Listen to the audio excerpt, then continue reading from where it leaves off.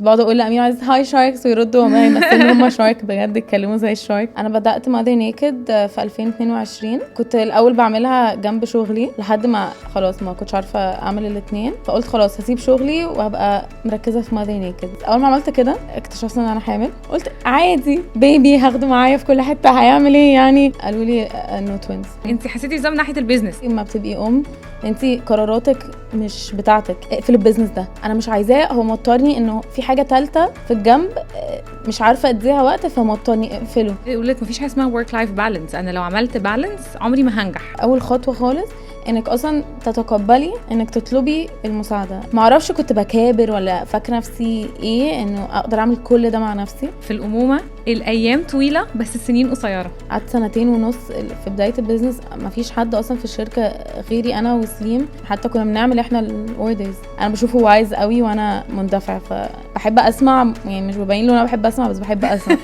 ما عنديش اللي هو الصبر واللي هو هنخطط لها، لا هلا ننزل المنتج ده حالا، ناس عايزاه. شاطره قوي وناجحه وشكلها زي الحاجات اللي بشوفها في كل المحلات بتاعت الكوزماتكس بره مصر. فاكره قوي الوقت اللي انا حاربت الحاجات كتيره قوي عشان تحصل. رمينا البانش دي كلها وبدانا من الاول تاني. الناس بتبقى عايزاكي تعملي اللي هو متعودين عليه، اللي مش هيحط مجهود عشان يخلق حاجه جديده. امتى يقول لا انا دلوقتي جاهز ان انا اتفرغ للبيزنس ده؟ فخوره ان انا عديت اصلا بالمرحله دي. احنا متحمسين جدا للحلقه النهارده.